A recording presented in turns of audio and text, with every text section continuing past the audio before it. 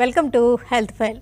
ఫిట్స్లో ఎన్నో రకాలుంటే అందరూ కాళ్ళు చేతులు కొట్టుకుంటూ నురగ కక్కుకుంటూ పడిపోవడం అనేదే కాకుండా అసలు ఎలాంటి సిమ్టమ్స్ బయటికి కనిపించకుండా కూడా ఫిట్స్ మూచ్ అనే సమస్య వేధిస్తూ ఉండవచ్చు. కాబట్టి ఫిట్స్ గురించి అందరికీ అవగాహన తప్పనిసరి. మెడిసిన్స్ కూడా ఎన్నో రకాలుగా ఉంటుంటే కొంతమందికి లాంగ్ టర్మ్గా కూడా కొంతమందికి జీవితాంతం కూడా వాడాల్సి ఉంటుంది. ఒక్కొక్క సందర్భంలో మూర్ఛకి సర్జరీ లాంటివి కూడా అవసరం ఉంటూ ఉండొచ్చు. ఫిట్స్ ట్రీట్మెంట్స్లో వచ్చిన కొత్తదనాలేంటి, సర్జరీ లాంటి వాటి గురించి ఎప్పుడు ఆలోచించాల్సి ఉంటుంది, ఫిట్స్ ఉన్నవాళ్ళు చేయవలసినవి చేయకూడనివి ఏంటి, వివరాలన్నీ అడిగి తెలుసుకుందాం. Srikara hospitals senior neuro physician doctor Komal Bohra గారిని అడిగి. నమస్తే అండి, వెల్కమ్ టు ది షో. నమస్తే. అంటే ఫిట్స్లో ఎన్నో రకాలు అంటారు. జనరల్గా అందరికీ ఏంటంటే కాళ్ళు చేతులు కొట్టుకోవడం, అన్కాన్షియస్ కావడం, ఇంకా ఏ రకాలు? సో బేసికలీ మోస్ట్ కామన్ ఏదైతే ఉంటుందో అది మనము జీటీసీఎస్ అంటాము. సో జీటీసీఎస్లో రెండు కాలు చేయి కొట్టుకోవడం, నురుగు రావడం, పడిపోవడం, యూరిన్ పాస్ చేసుకోవడం అనేది చాలా కామన్. అండ్ ఈ టైప్ ఆఫ్ ఫిట్స్ చాలామంది గుర్తించగలుగుతారు. బట్ ఇంకా వేరే టైప్స్ ఆఫ్ ఫిట్స్లో ఏముంటుంది, ఒకటేమో ఫోకల్ సీజర్స్ అంటాము. సో ఫోకల్ సీజర్స్లో ఏంటి అంటే వాళ్ళు అన్ని కాలు చేయి కొట్టుకోకపోవచ్చు, ఓన్లీ ఒక వన్ హ్యాండిల్లో కొంచెం కదలిక కనిపించవచ్చు. సో అది ఫోకల్ సీజర్స్. ఇంకొకటి ఏంటి అంటే కాంప్లెక్స్ పార్షియల్ సీజర్స్ అంటాము. కాంప్లెక్స్ పార్షియల్ సీజర్స్లో ఏంటి అంటే పేషెంట్ సడన్గా ఏ పని అయితే చేస్తున్నారో ఆ పని ఆపేసి సడన్గా నమలడం మొదలు పెడతారు, ఆర్ హ్యాండ్ని జస్ట్ ట్విస్ట్ చేయడం మొదలు పెడతారు, జస్ట్ మూమెంట్స్ చేయడం మొదలు పెడతారు. అది ఆటోమాటిజం అంటాము. And another type of seizures ఏంటి అంటే ఏటోనిక్ సీజర్స్ అంటాము. ఏటోనిక్ సీజర్స్లో సడన్గా బాడీ టోన్ తగ్గిపోయి నిల్చున్న మనిషి సడన్గా కింద పడిపోతారు. వాళ్ళకి ఏ రకాల మూమెంట్ రాదు, కొట్టుకోవడం కానీ ఏవి జరగదు. So that is atonic seizure. ఇంకొకటి ఏంటి అంటే యాబ్సెంట్ సీజర్స్. యాబ్సెంట్ సీజర్స్ అనేది డిటెక్ట్ చేయడం చాలా డిఫికల్ట్ కాదు, బట్ మనకు తెలియదు కాబట్టి, అది సీజర్ ఉండొచ్చు అని తెలియదు కాబట్టి చాలాసార్లు అన్నోటిస్డ్గా వెళ్ళిపోతుంది. నార్మల్లీ దాంట్లో ఏమవుతుంది అంటే మీరు చేస్తున్న పని సడన్గా చేస్తూ ఫ్యూ సెకండ్స్ కోసం స్టేర్ చేస్తారు. స్టేర్ చేసేసి మళ్ళీ ఫ్యూ సెకండ్స్లో అదే పని కంటిన్యూ చేస్తారు. సో అన్లెస్ ఒక పర్సన్ అబ్జర్వ్ చేసి అలా పని ఇంటరప్ట్ అవుతుంది ఫ్యూ సెకండ్స్, అది అబ్జర్వ్ చేస్తే కానీ ఆ సీజర్స్ బయటపడవు. అండ్ ఈ డిఫరెంట్ టైప్స్ ఆఫ్ సీజర్స్ తెలియడం ఎందుకు ఇంపార్టెంట్ అంటే మన ట్రీట్మెంట్ ఆప్షన్స్ ఏవైతే ఉంటాయో డిఫరెంట్ సీజర్స్కి డిఫరెంట్ ట్రీట్మెంట్ ఆప్షన్స్ బెటర్గా వర్క్ చేస్తుంది. సో ఇది కనుక్కోగలిగితే we can give the best treatment options. Call చూద్దామండి సాంబయ్య గారిది. సాంబయ్య గారు, హలో నమస్తే, చెప్పండి. అండి, మా హస్బెండ్కి 1 year కరెక్ట్గా November 26 అన్నోన్ రీజన్ ఫిట్స్ కనపడిందండి. ఓకే. సిటీ స్కాన్ కానీ, ఎంఆర్ఐ కానీ, బ్రెయిన్ ఈజీ కానీ అన్నీ నార్మల్గానే ఉన్నాయి. ఓకే. అది నెక్స్ట్ వచ్చేటప్పటికి అప్పటి నుంచి ట్రీట్మెంట్ ఎపిలెక్సీ 300 క్రోమ్ మీద ఉన్నారు 1 year నుంచి కూడా. ఓకే. కాకపోతే ఇంకా అసలు అంటే ట్రీట్మెంట్ మీద ఉన్నారు కాబట్టి మళ్ళీ కనపడలేదు, కానీ ఎంతకాలం వాడాలి? ఓకే. సో బేసికలీ ఏంటి అంటే ఫిట్స్కి 2 reasons ఉంటాయి. ఒకటేమో జెనెటిక్ రీజన్, ఒకటేమో స్ట్రక్చరల్ డ్యామేజ్ అంటే బ్రెయిన్లో ఏమైనా ఇన్ఫెక్షన్ రావడం వల్ల, ఆర్ ట్యూమర్ రావడం వల్ల, లేకపోతే క్లాట్ రావడం వల్ల జరగవచ్చు. సో అన్ని టెస్ట్ నార్మల్ ఉన్నాయి అంటే మోస్ట్ ప్రాబబ్లీ జెనెటిక్ రీజన్ అయ్యి ఉండొచ్చు. ఓకే. యూజువల్లీ ఒక సీజర్ వచ్చినాక అట్లీస్ట్ 2 years, 2 to 3 years మనకి టాబ్లెట్స్ మీద ఉండగా కూడా సీజర్ ఏమీ రాకపోతే అప్పుడు టేపర్ చేసి, అంటే వెంటనే ఆ 300 mg 2 times ఏదైతే తీసుకుంటున్నారో అది స్టాప్ చేయరు, స్లోగా డిక్రీజ్ అంటే ఆఫ్టర్ 2 to 3 years సీజర్ లేనప్పుడు మళ్ళీ ఈజీ రిపీట్ చేస్తారు. ఈజీ నార్మల్ ఉన్నప్పుడు స్లోగా ఆ టాబ్లెట్స్ తగ్గించుకుంటూ స్టాప్ చేయడానికి ట్రై చేస్తారు. So minimum duration will be 2 to 3 years. Fits అనేది చిన్న వయసులోనే తలెత్తే సమస్య అనుకుంటారు. ఏ ఏజ్లైనా ఆల్ ఆఫ్ ఏ సడన్ వచ్చే రిస్క్ ఉంటుందంటారా? అవునండి. సో ఫిట్స్ అనే దానికి ఏజ్ బ్యారియర్ ఏమీ లేదండి. సో పుట్టిన న్యూ బార్న్ నుంచి ఎల్డర్లీ 80s 90sలో కూడా ఫిట్స్ రావచ్చు. మోస్ట్ కామన్గా కనిపించేది యంగ్ న్యూ బార్న్స్లో, then after age of 60 years. So age అనేది ఏమీ బార్ కాదు, ఓన్లీ ఏంటి అంటే కాజెస్ డిఫర్ అవుతాయి. సో న్యూ బార్న్ చిల్డ్రన్ ఉన్నారనుకోండి, దాంట్లో ఫిట్స్ యూజువల్గా గ్లూకోజ్ తక్కువ అవ్వడం కానీ, లేకపోతే లేకపోతే సమ్ ఇన్ఫెక్షన్ వల్ల కానీ ఆర్ సోడియం రిలేటెడ్ చేంజెస్ వల్ల, కాల్షియం రిలేటెడ్ చేంజెస్ వల్ల వచ్చే ఛాన్సెస్ ఎక్కువ ఉంటాయి.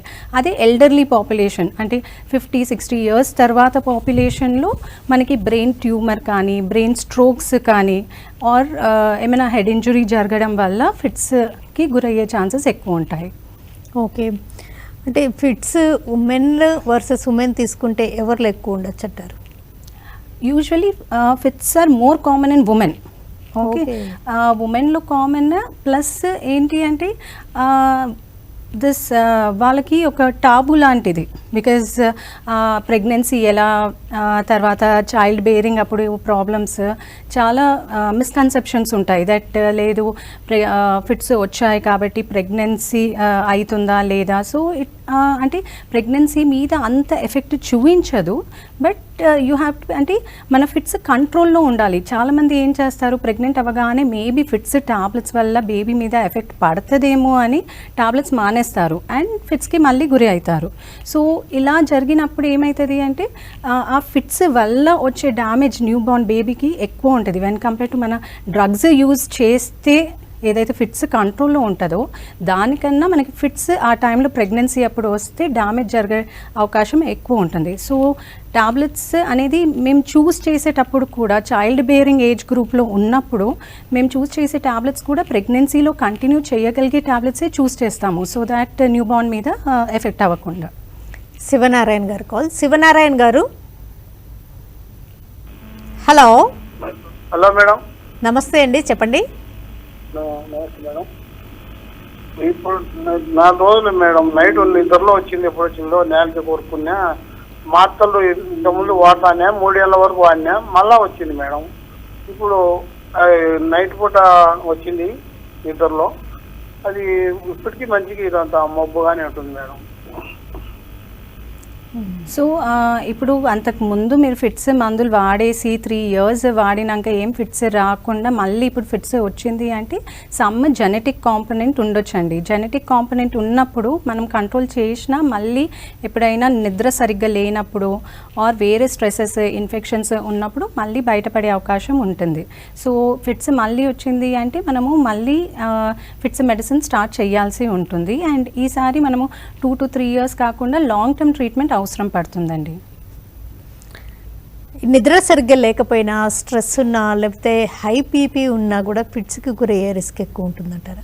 అవునండి, బేసికల్లీ ఫిట్స్కి ట్రిగర్స్ అని చెప్తాము. ట్రిగర్స్ అంటే ఒక ఫిట్స్ ఉండే టెండెన్సీ ఉన్న ఇండివిజువల్లో కొన్ని థింగ్స్కి ఎక్స్పోజ్ అయినప్పుడు ఈ ఫిట్స్ వచ్చే ఛాన్సెస్ ఎక్కువ ఉంటాయి. అండ్ దీంట్లో most important is the sleep. So sleep deprivation అనేది ఒక చాలా ఇంపార్టెంట్ ట్రిగర్. సో మనం పేషెంట్కి at least 6 to 8 hours of sleep compulsory అని చెప్తాము. బికాస్ ఈవెన్ మనము డ్రగ్స్ కరెక్ట్గా తీసుకున్నా స్లీప్ ప్రాపర్గా లేకపోతే కూడా మనకి కంట్రోల్ తప్పే అవకాశం ఉంటుంది. So sleep is very important. కొందరికి ఫ్లాషెస్ ఆఫ్ లైట్ వల్ల కూడా మనకి ఫిట్స్ ట్రిగర్ అవుతుంది. తర్వాత స్ట్రెస్ వల్ల, తర్వాత ఆల్కహాల్ వల్ల ఇవి కూడా ట్రిగర్ అవుతుంది. సో మనకి ట్రిగర్స్ తెలుసుకున్నప్పుడు అవాయిడ్ చేస్తే నంబర్ ఆఫ్ అటాక్స్ వచ్చే ఛాన్సెస్ చాలా తగ్గుతుంది. ఫిట్స్ ఉన్నప్పుడు, ఆ సమస్య ఉన్నప్పుడు ఎలాంటివి చేయొచ్చు, ఎలాంటివి చేయకూడదు, జనరల్గా గమనించే అపోహలు ఏంటంటారు? అంటే యూజువలీ మెయిన్ ఏమవుతుంది అంటే ఫిట్స్ రాగానే ఫస్ట్ థింగ్ ఇస్ పానిక్ అయిపోయి హడావిడిగా కీస్ పెట్టడం కానీ, నోట్లో ఏమైనా ఇన్స్ట్రుమెంట్ కానీ చేయి పెట్టడం కానీ చేస్తుంటారు. So first thing what I want to say is don't panic. Fits మీరు ఏమి చేసినా చెయ్యకపోయినా వితిన్ 2 to 5 minutes అది స్టాప్ అయిపోతుంది. సో పానిక్ అవ్వద్దు. తర్వాత వెంటనే పేషెంట్కి ఒక అంటే సేఫ్ ప్లేస్లో పడుకోబెట్టాలి. లైక్ అక్కడ ఏమైనా ఇంజ్యూర్ అయ్యే ఐటమ్స్, షార్ప్ ఆబ్జెక్ట్స్ ఉన్నాయి అంటే వెంటనే పక్కన సేఫ్ ప్లేస్లో పడుకోబెట్టి కొంచెం సాఫ్ట్ మెత్త కానీ నెక్ కింద పెట్టాలి. ఏమైనా టైట్ క్లోతింగ్ ఉంది లైక్ టైజ్, కాలర్ టైట్ ఉంది, అది లూజన్ చేయండి. పేషెంట్ని సైడ్కి పడుకోబెట్టండి. సో దాట్ ఏదైతే సలైవా ఉంటుందో సైడ్కి పెట్టినప్పుడు మనకి నోట్ నుంచి బయటకు వచ్చేస్తుంది, లంగ్స్కి వెళ్ళే అవకాశం తగ్గుతుంది. So what we say is 3S గుర్తుపెట్టుకోవాలి. Stay with the patient and stay calm. Then prevent harm to the patient. So bring him to the safe environment. Okay, and side position the patient. ఈ 3S అనేది చాలా important అండి. Short break తీసుకుందాం అండి. Health file Srikara hospitals neuro physician doctor Komal Bohra గారు మనతో ఉన్నారు. ఆమెను అడిగి ఫిట్స్లో రకాలు, లక్షణాలు, ట్రీట్మెంట్స్లో వచ్చిన కొత్తదనాలు, వివరాలన్నీ అడిగి తెలుసుకుంటున్నాం. అంటే శ్రీకర హాస్పిటల్స్ రీసెంట్గా ఆర్టీసీ క్రాస్ రోడ్స్ నుంచి మీరు ఆర్టీసీ క్రాస్ రోడ్స్కి షిఫ్ట్ అయ్యారు మీరు సికింద్రాబాద్ నుంచి. అంటే ఇక్కడ మీ డిపార్ట్మెంట్స్ అన్నీ షిఫ్ట్ అయినాయా ఆర్టీసీ క్రాస్ రోడ్స్లో? అవునండి, ఇప్పుడు రీసెంట్గానే మేము సికింద్రాబాద్ శ్రీకర హాస్పిటల్ క్లోజ్ చేసి total all the departments RTC cross రోడ్కి షిఫ్ట్ అయ్యాము with a bigger setup and bigger hospital, and we have a full-time critical care unit, neuro unit and the orthopedic department. The whole department is shifted to RTC Crossroads. అంటే ఇప్పుడు ఈ programme చూసి ఎవరైనా ఫిట్స్కి కానీ some other neurological ప్రాబ్లమ్స్కి మీ దగ్గరికి రావాలి అనుకుంటే ఆర్టీసీ క్రాస్ రోడ్స్ రావాల్సి ఉంటుంది. అవునండి, ఆర్టీసీ క్రాస్ రోడ్స్లో విల్ బీ అవైలబుల్ 24/7. అంటే సేమ్ ఫోన్ నెంబర్లో అవైలబుల్ అంటే? అవునండి, యూ కెన్ అంటే ఈ ఫోన్ నెంబర్ నోట్ చేయొచ్చు 04069116911. సో ఈ ఫోన్ మీద మీరు అపాయింట్మెంట్స్ తీసుకోవచ్చు for RTC cross road consultations. అంటే డిస్ప్లేలో ఉన్న నెంబర్స్. అవునండి. ఓకే, ఈ ఫిట్స్ ట్రీట్మెంట్స్లో అంటే కొత్తదనాలు ఏంటండి? So basically we have lot of medicines, even tablets, medications లో కూడా చాలా న్యూ టైప్ ఆఫ్ డ్రగ్స్ వచ్చాయి. సో అంతకు ముందు ఏంటి అంటే ఏదైతే ఫిట్స్ మెడిసిన్స్ ఉండేనో కొంచెం మత్తు ఎక్కువ ఉండడం కానీ కొంచెం పేషెంట్స్ సొలగడం, నిద్ర అవి ఎక్కువ ఉండడం ఉండేది. సో ఇప్పుడు newer drugs, newer anti epileptic drugs అంటాము. సో దాంతో ఈ సైడ్ ఎఫెక్ట్ ప్రొఫైల్ చాలా తగ్గింది. అండ్ రీసెంట్ లాస్ట్ ఫ్యూ ఇయర్స్లో అయితే నంబర్ ఆఫ్ డ్రగ్స్ చాలా ఇంక్రీజ్ అయ్యాయి విచ్ ఆర్ బెటర్ ఎఫికసీ. అంటే మనము డోస్ తక్కువ ఇచ్చినా మంచి effect with lesser side effects ఉన్న డ్రగ్స్ వచ్చాయి.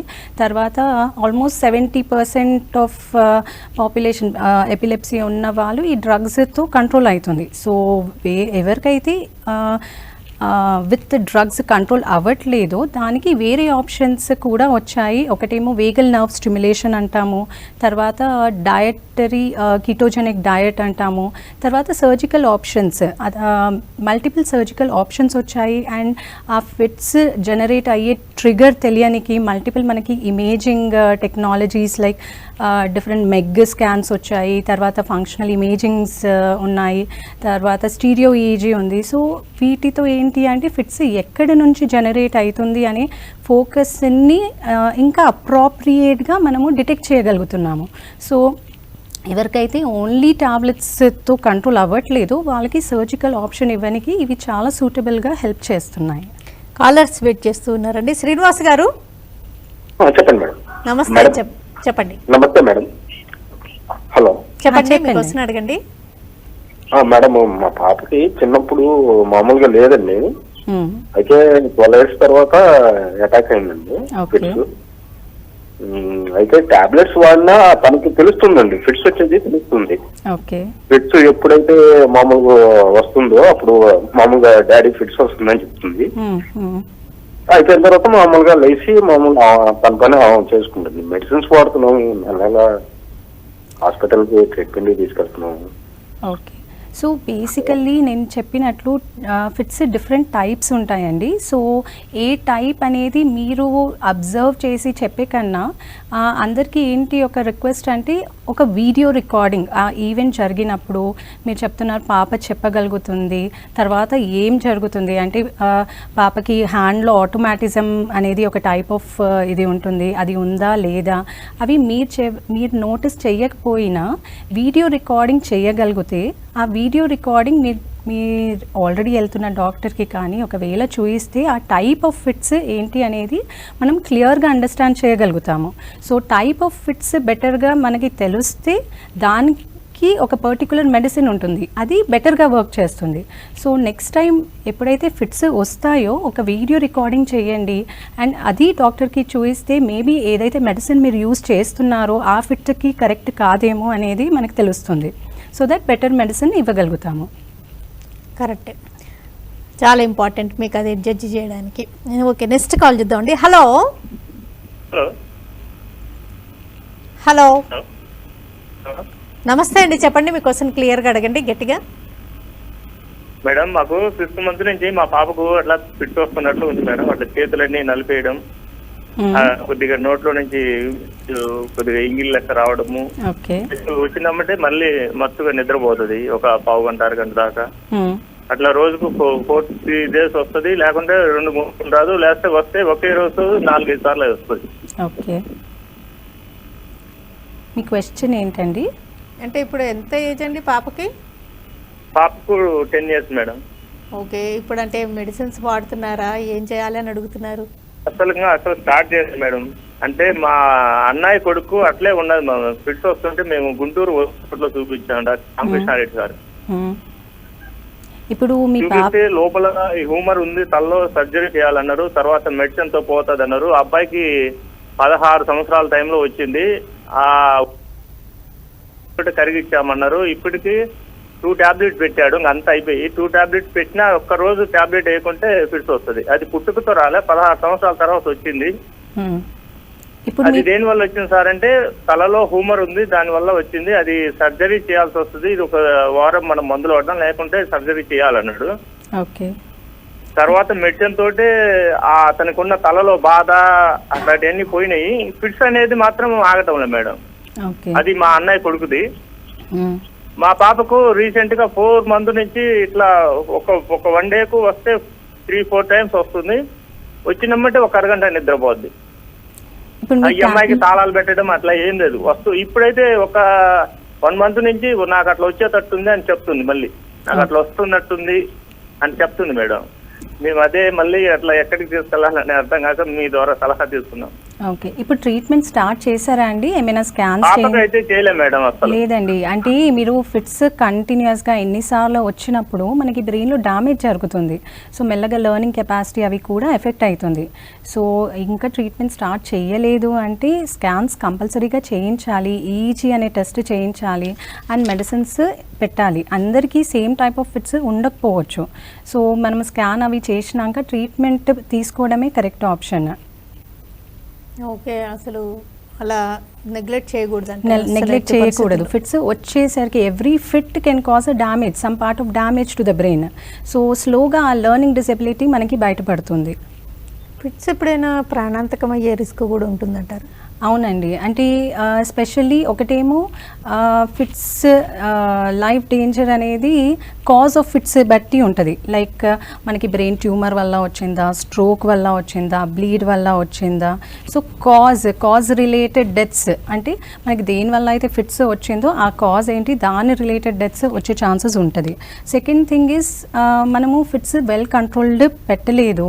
So while driving if you have a seizure fits వచ్చింది, or during when you are standing on a height, ఎక్కువ హైట్లో ఉన్నారు, వాటర్లో స్విమ్మింగ్లో ఉన్నారు, అడ్వెంచరస్ స్పోర్ట్స్లో ఉన్నారు. సో ఆ టైంలో ఫిట్స్ వచ్చినప్పుడు ఇంజురీస్ వల్ల డెత్స్ వచ్చే ఛాన్సెస్ ఉంటాయి. అదర్ థింగ్ ఈజ్ సుడెప్ అంటాము, అంటే sudden unexpected death in epilepsy. అంటే దీంట్లో ఏంటి అంటే ఈ కాజెస్ కానీ ఈ ఇంజురీస్కి రిలేటెడ్ కాదు, కానీ you have a sudden deaths.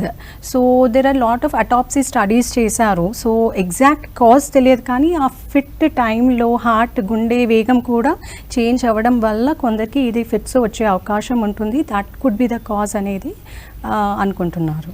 అంటే కొంతవరకు బ్రెయిన్ స్ట్రోక్కి వాటికి ఈ ఫిట్స్ ఎపిలెప్సీ అనేది రిలేటెడ్గా ఉండొచ్చు. మైగ్రెయిన్కి ఏం సంబంధం ఉండదు అంటారా?